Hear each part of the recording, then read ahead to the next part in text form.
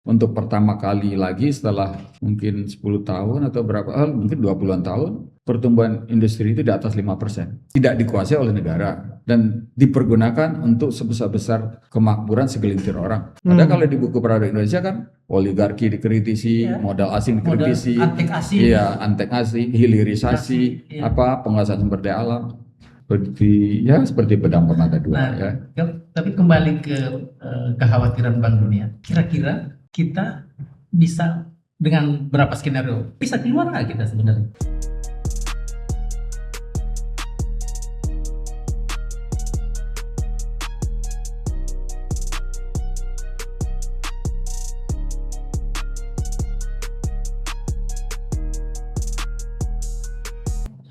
Halo Sobat Reformis, jumpa lagi bersama kami di Reform Syndicate dalam program Hub Wicara. Saya Muhammad Yusrianto bersama dengan Saya Rahman.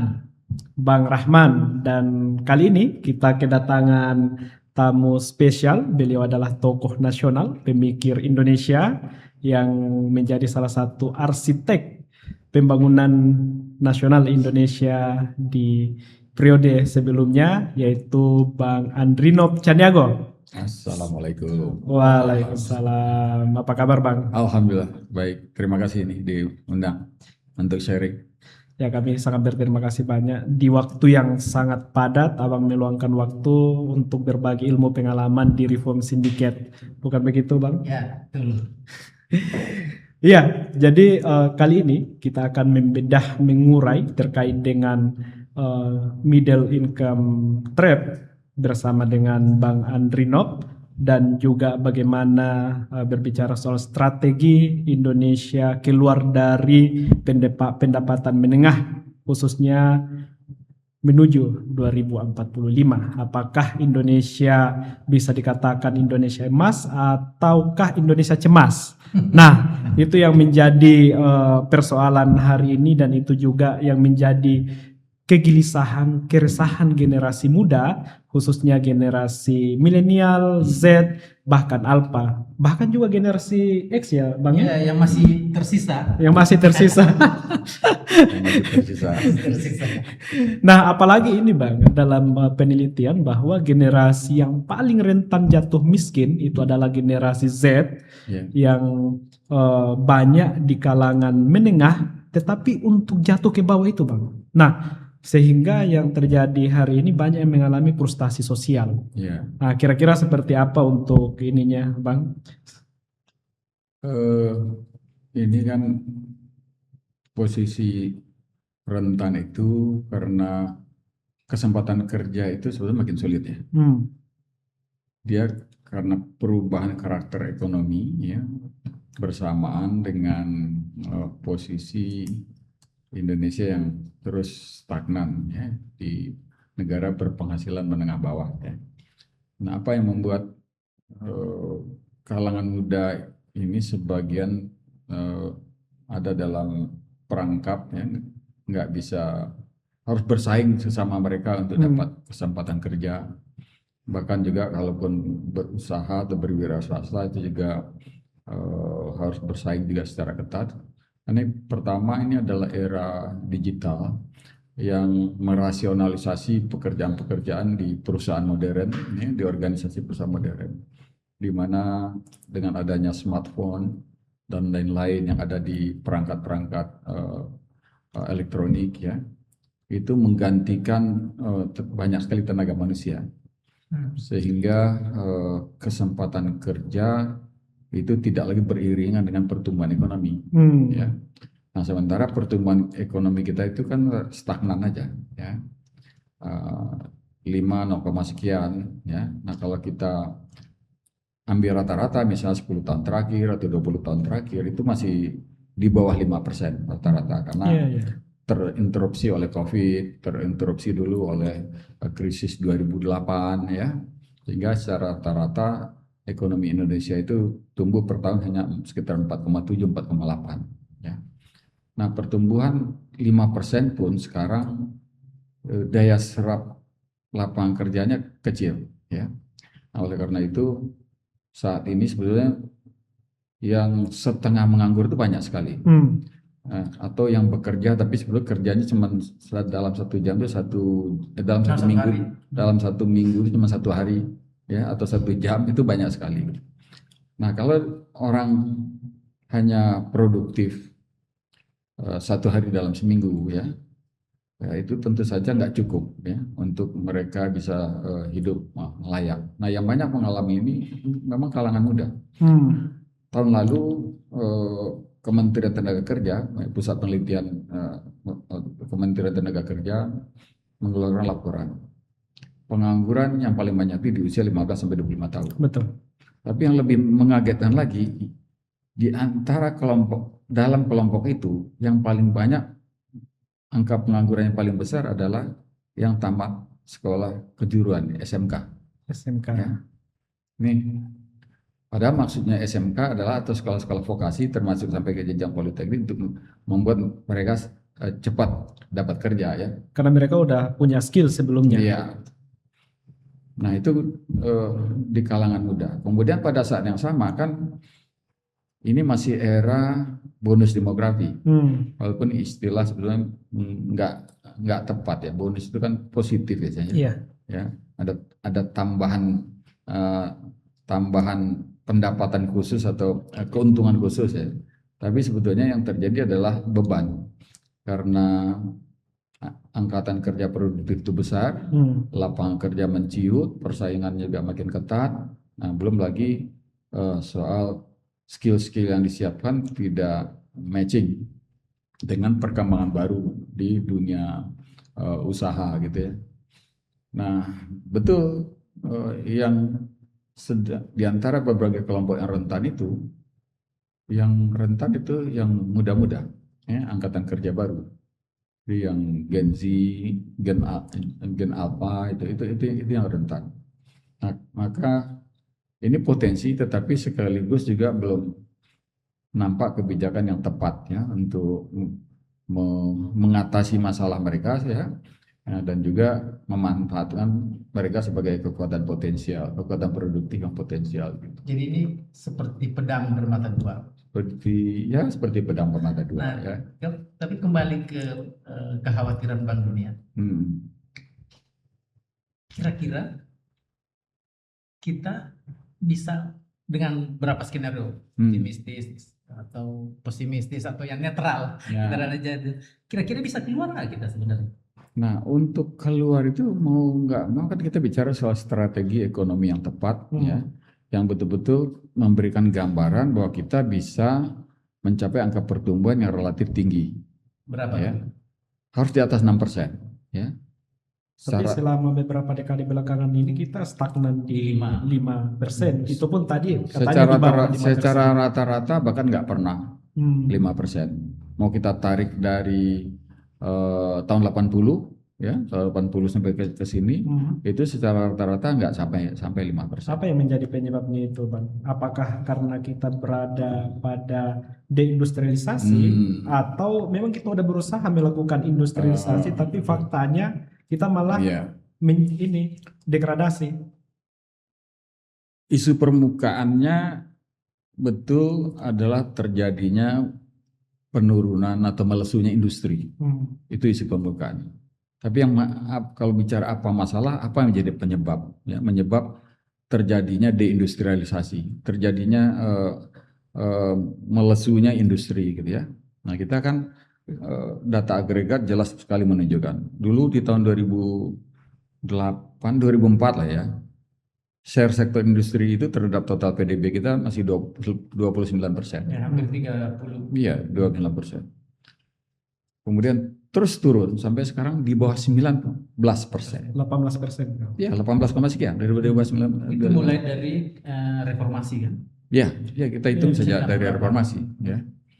Nah, nggak ada negara yang bisa mencapai pertumbuhan tinggi rata-rata di atas 6% selama 20 tahun atau 30 tahun yang sektor industrinya di bawah 20%. Ya. Setidak-tidaknya peran industri itu harus 24%. Ya. Nah, kita sekarang contoh yang paling hangat aktual itu kan ada China ya, atau Tiongkok, kemudian ada Vietnam, ada India ya. Sebenarnya kita bisa lihat dari 3 negara ini kenapa mereka bisa tumbuh di atas 6%. Yang spektakuler memang China ya, tapi ya tentu spektakuler itu didukung juga oleh sistem politik ya.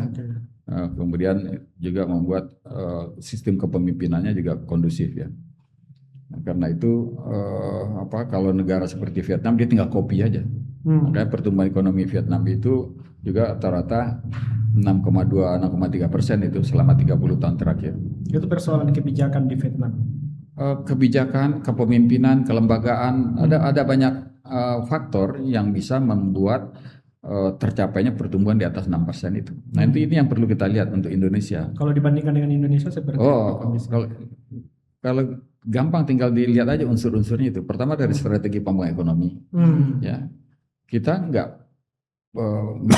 tidak sampai sekarang nggak memiliki strategi yang didukung oleh ilmu pengetahuan atau pendekatan saintifik ya, strategi ini. Nah, yang saintifik itu apa? Ya kalau kita ingin tumbuh di atas 6%, syaratnya ya industri harus maju, industri harus tumbuh. Nah, kenapa harus tumbuh ya? Memang industri itulah yang punya daya ungkit terhadap sektor-sektor lain. Ya. Nah, yang kedua yang bisa membuat pertumbuhan ekonomi tinggi itu adalah sektor yang share-nya itu paling besar atau 3 besar. Nah, di antara sektor 3 besar yang ada di Indonesia, yang 2 lagi itu fungsinya bukan penggerak pertumbuhan. Yang satu dia follower karena perdagangan. Perdagangan ini tumbuh tergantung pada sektor realnya, sektor industri. Kemudian satu lagi sektor pertanian. Sektor pertanian secara historis itu tidak dijadikan pengungkit pertumbuhan. Makanya kenapa? Karena angka pertumbuhan pertanian itu nggak pernah lebih juga dari 4%. Tapi fungsinya sosial dan ketahanan pangan. Artinya dia penting, diperlukan, diamankan untuk fungsi sosial itu, untuk social safety net dan ketahanan pangan. Tapi untuk mendongkrak pertumbuhan ekonomi nasional itu nggak bisa. Nggak bisa. Dia hanya bisa sebagai penyerap lapangan kerja, kemudian stabilitas pangan. Ya. Tapi untuk menggerakkan pertumbuhan, ya industri. Ini didukung oleh fakta historis yang panjang. Ya. Abad pertengahan, ya, abad 18, abad 19, awal abad 20 ya. Yaitu industri yang membuat negara-negara Eropa kemudian pindah ke Jepang ya, dari Jerman, Amerika, Inggris, kemudian ke Asia atau Jepang kemudian diikuti oleh Korea, Hong Kong, Taiwan, Singapura, setelah itu pindah ke China mainland ya. Nah, kemudian diikuti oleh Vietnam dan diikuti oleh India gitu. Nah, semua itu negara-negara yang menunjukkan pencapaian pertumbuhan ekonomi tinggi dan membuat kemajuan signifikan negara itu dalam tempo 30 tahun itu karena industri. Enggak ada yang negara itu tumbuh karena non industri. Kan sebenarnya dari awal Orde Baru sampai 98 tracknya udah bener. Enggak. Justru ada kesalahan di zaman Orde Baru itu. Tapi di akhir Orde Baru tadi disebutkan 29% sumbangan industri. Lalu tiba-tiba selama 30 tahun ini anjlok. Jadi kan minimal Orde Baru sebenarnya tracknya sudah lebih bagus ketimbang reformasi, benar? Yang kalau untuk jangka panjang yang harus dilihat adalah kesinambungan pertumbuhan itu. Jadi apa yang terjadi di 98 sampai 30 tahun? Yang terjadi di Indonesia di era Orde Baru, kebijakan ekonominya itu ekonomi itu bubble. Bubble itu ya gelembung ya. Artinya kropos. Dia tumbuh tinggi beberapa tahun ya, yaitu dari tahun 89 sampai 97 awal itu memang tumbuh spektakuler. Tetapi itu digerakkan bukan oleh sektor industri sebenarnya. Ya industri ikut tumbuh. Tapi yang menggerakkan itu kan sektor spekulatif. Jadi apa itu? Properti, ya, kemudian perbankan, ya bisnis keuangan, ya, dan juga pasar modal. Ya. Nah, memang terjadi pertumbuhan, tetapi itu ya pertukaran antara orang yang kelompok yang daya belinya memang tinggi, ya, kemudian penyedia barang dan jasa yang menjualkan barang-barang kebutuhan kelas menengah atas ya, termasuk perhiasan, mobil mewah, properti yang mewah, gitu. Itu yang menggerakkan ekonomi. Tetapi fondasinya lemah. Jadi kalau bisa disimpulkan sebenarnya dari 80-an sampai hari ini nggak kita tidak ada dalam track yang Enggak, benar. tidak. Atau Kalau- karena kalaupun- rencana pembangunan kita itu mengalami patahan-patahan ya. Jadi Bisa selalu disebut, mengalami perubahan. bisa disebut perencanaan. begitu ya. Ada patahan-patahan karena dia rapuh itu tadi. Hmm. Nah, penyebabnya apa? Ya, ini pertama tentu saja soal visi membangun ya. Bagaimana kita melihat pembangunan jangka panjang, cara melakukan pembangunan jangka panjang. Nah, kalau kita mau belajar lagi ke negara-negara yang maju tadi, itu visinya solid, kemudian dieksekusi secara konsisten. Nah, Indonesia pernah dapat modal cukup besar ya kalau kalau itu digunakan sebagai kesempatan untuk melakukan memulai pembangunan jangka panjang yang menghasilkan pertumbuhan berkelanjutan. Yaitu ketika kita dapat rezeki nomplok di tahun 73-74 sampai tahun 81. Ketika harga minyak naik 4 kali lipat. Itu berkah yang bukan karena kita, tapi karena situasi geopolitik kan, terjadinya konflik Arab Israel di tahun 74 sehingga suplai minyak dunia menurun, sementara produksi kita sedang naik-naiknya. Dulu namanya bonansa Ya, minyak. jadilah dia namanya bonanza minyak ya. Nah, uang itu melimpah, tetapi dipakai untuk foya-foya ya. BUMN yang menangani itu jadi negara dalam negara ya. Kemudian negara sendiri yang negara yang sebenarnya itu tidak punya strategi tidak untuk memanfaatkan itu. Nah, akhirnya apa? Justru malah Pertamina terjebak kasus skandal ya, skandal korupsi, skandal hutang, itu kan ironis ya. Nah, ada kesempatan punya modal banyak tapi tidak digunakan untuk investasi jangka panjang. Investasi jangka panjang itu apa? Ya SDM sama pusat inovasi. Itulah yang dilakukan oleh China. Itulah juga yang dilakukan sebelumnya oleh negara-negara lain ya Amerika, Inggris, Jerman, setelah itu eranya Asia, itu Jepang, Korea, Taiwan ya, Hong Kong, Singapura ya. Nah, Indonesia tidak menempuh jalan itu. Bukannya pasca reformasi kita masuk ke sektor SDM? Cuma Enggak, pusat inovasinya itu mungkin yang ditinggalkan. Sehingga industrialisasi itu nggak terrealisasi. Tidak juga ya, strategi yang jelas dan tegas untuk pengembangan SDM dalam rangka membangun ekonomi yang kuat itu tidak ada. Ya, ada pengiriman mahasiswa orang-orang terpelajar ke luar negeri ada, ya, tapi tidak menjadi bagian strategi yang solid untuk menggerakkan ekonomi jangka panjang untuk menembus.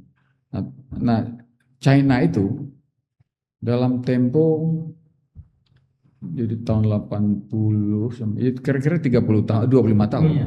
Dia mulai di tahun Mereka ngirim lebih dari 1 juta anak-anak mudanya sekolah, terutama ke Amerika, sisanya ke Eropa. Pada zaman Xi Jinping ya. Bukan, Deng Xiaoping. Deng Xiaoping, Zaman Deng Xiaoping, Oke. ya. Itu yang peletak fondasinya itu Deng Xiaoping ya, dengan orang-orangnya gitu. Nah, kita nggak pernah melakukan yang seperti itu ya, pemimpin-pemimpin kita ya. Cilaka benar kita kalau mulai dari tahun 80, 70 sampai hari ini kita sebenarnya tidak berada di dalam track yang benar dalam sebuah pembangunan ini pembangunan ekonomi, walaupun rasanya di tahun-tahun awal-awal Orde Baru ada Repelita, ada apa, terus orang-orang pintar baru pulang dengan segala ilmunya itu. Secara dokumen tertulis ya lumayan bagus di GBHN sama di konsep Repelita, walaupun juga itu ada bolong-bolongnya ya. Kemudian tetapi dalam hal implementasi itu beda ya.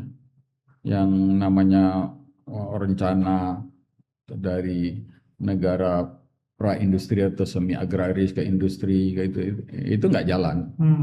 Nggak jalan kenapa? Karena strateginya nggak konsisten. Nah, yang terjadi di zaman Orde Baru, zaman Pak Harto itu adalah ya membagi-bagi coupling aja ya, dengan menyerahkan menjadi semacam inilah Bagi-bagi kue.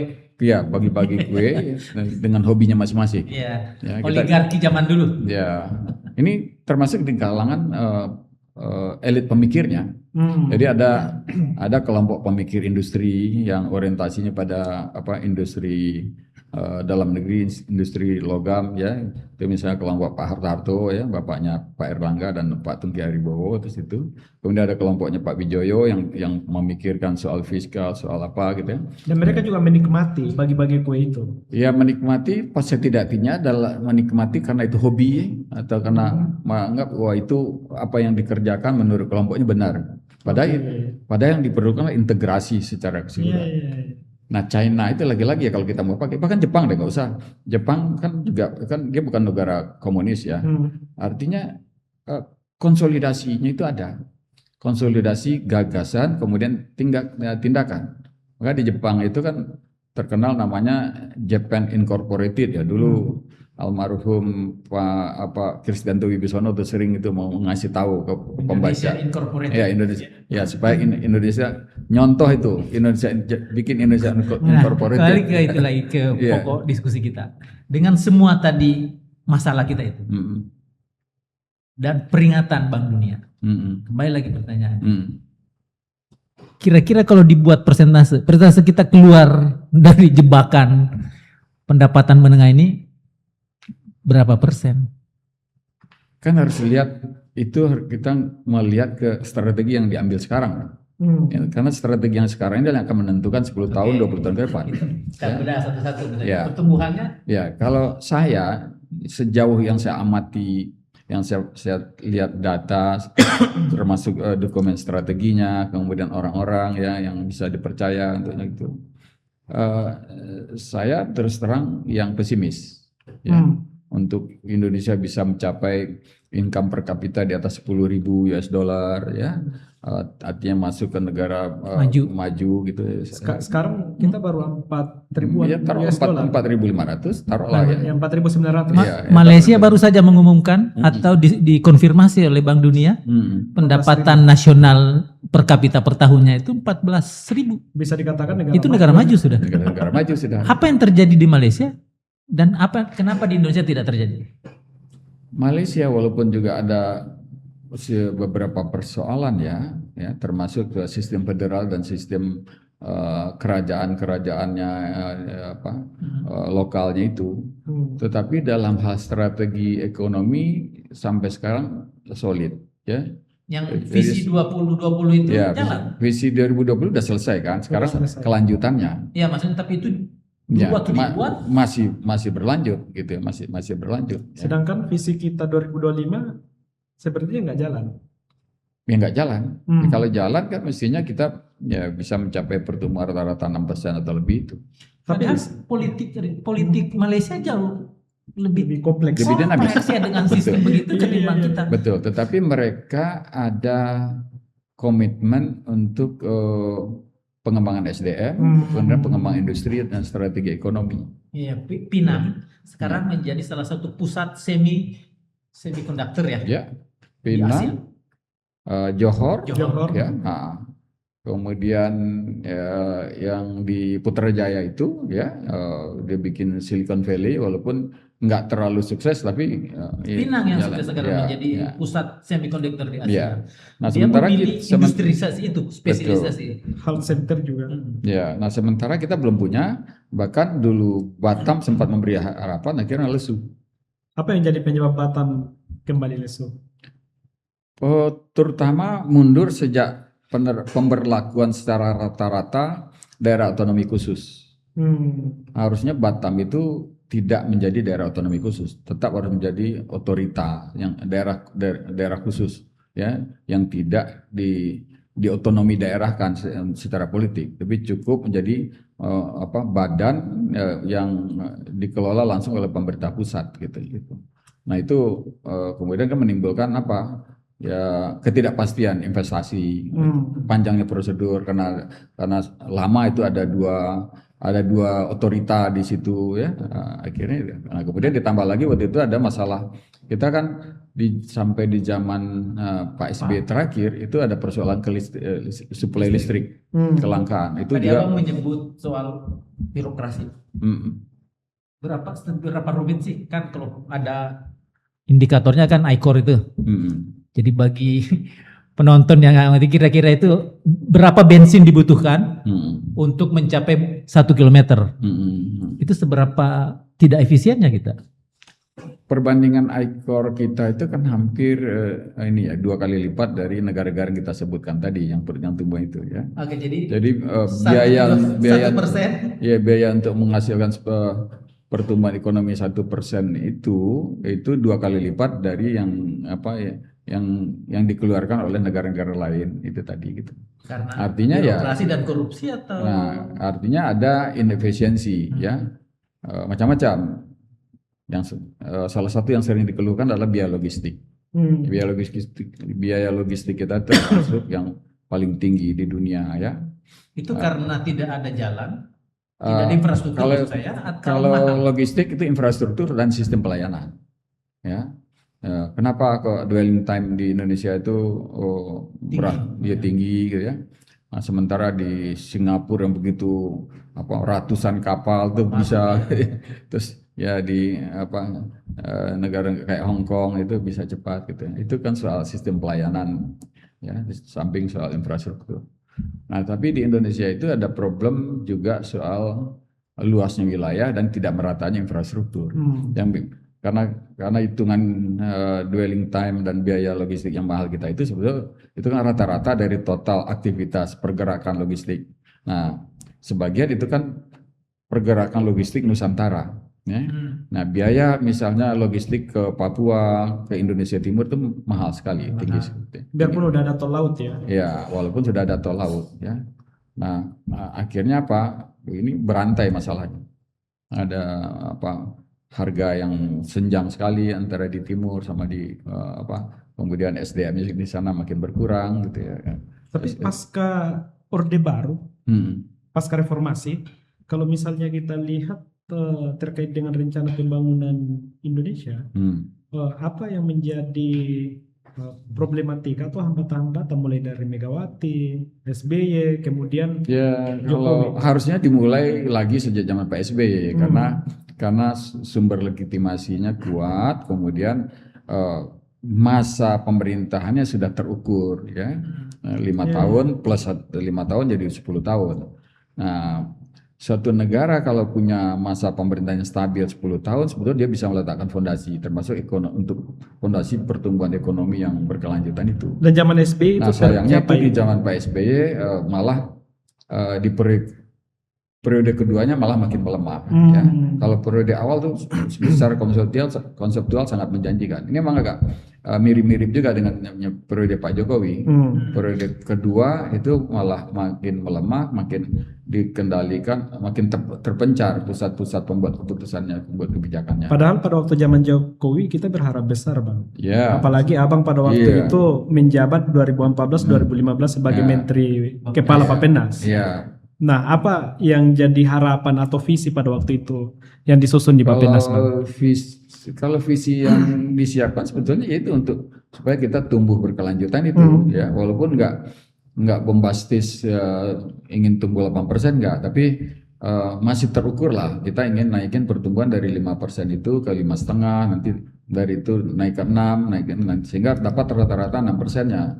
Modalnya apa? Ya modalnya pertama fiskal, ya kemudian potensi pajak ya diefektifkan ya, collecting pajaknya, sehingga itu menjadi modal untuk investasi jangka panjangnya ya, bukan yang konsumtif ya.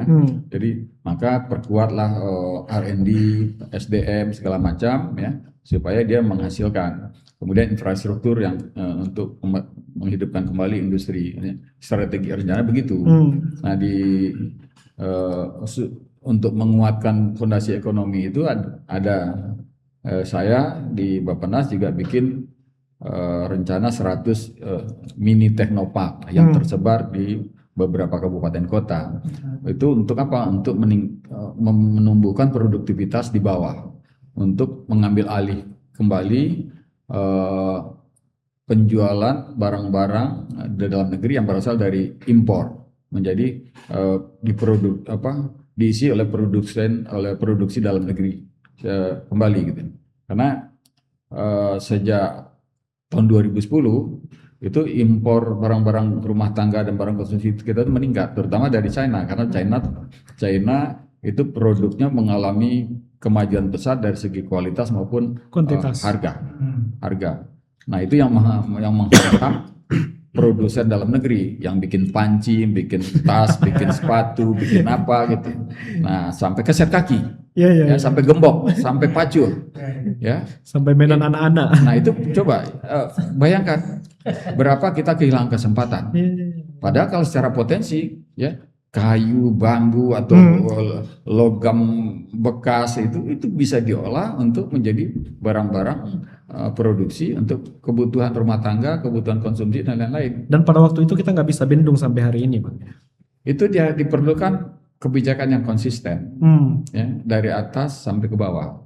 Kalau kita memang sepakat paham bahwa industri ini harus direindustrialisasi, maka hidupkan di mana yang mungkin industri hidup kembali. Jangan biarkan malah industri yang tadinya sudah mapan malah melesu.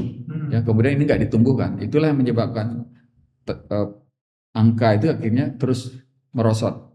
Yang dari 29% jadi di bawah 19%. Tapi ngomong-ngomong, selama 1 tahun menjabat, kurang lebih 1 tahun menjabat di Bappenas, apakah udah ada yang terrealisasi atau dibangun fondasi? Tahun pertama 20 Teknopark itu dianggarkan dan dikerjakan, walaupun perkembangan sesudah itu udah di luar kontrol. Jadi saya proaktif bagi ini bagian kerjaannya Kementerian Perindustrian, ini bagian kerjaan BPPT, kemudian ada di Kementerian Pertanian, ya, karena sesuai dengan komoditas yang ditarget yang utama di daerah yang untuk membangun mini Teknopark itu.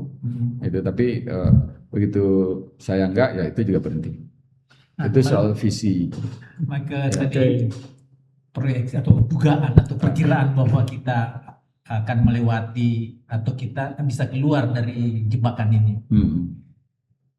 Kalau kita tidak keluar dari jebakan pendapatan ini, kita bisa menjadi Brasil atau Argentina? Kita bisa terombang-ambing seperti Argentina. Kita mulai dengan Brasil dulu. Brasil itu persis ada program makan siang gratisnya, apa namanya, Familia gitu. Di Argentina itu, tapi jangan lupa populisme politik juga sangat tinggi tuh. Brasil industrinya jauh lebih baik dari kita.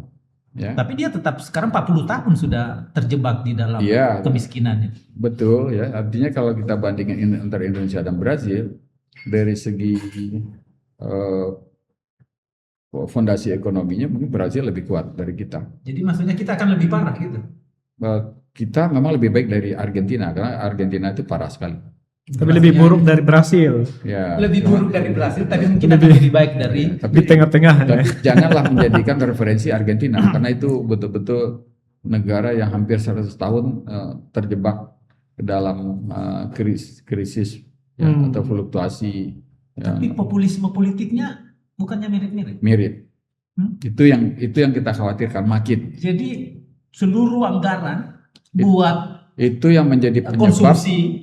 Itu yang menjadi penyebab Argentina itu terjebak dalam stagnasi yang panjang, hampir 100 tahun. Peronisme. Karena populisme politik. Betul. Dan potensi Indonesia bisa saja sampai ke situ. Iya kan, hampir-hampir mirip kan.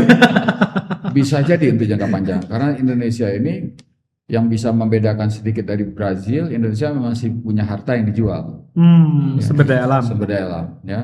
Dari hutan dan timah, kemudian batu bara, kemudian ada nikel, gitu ya.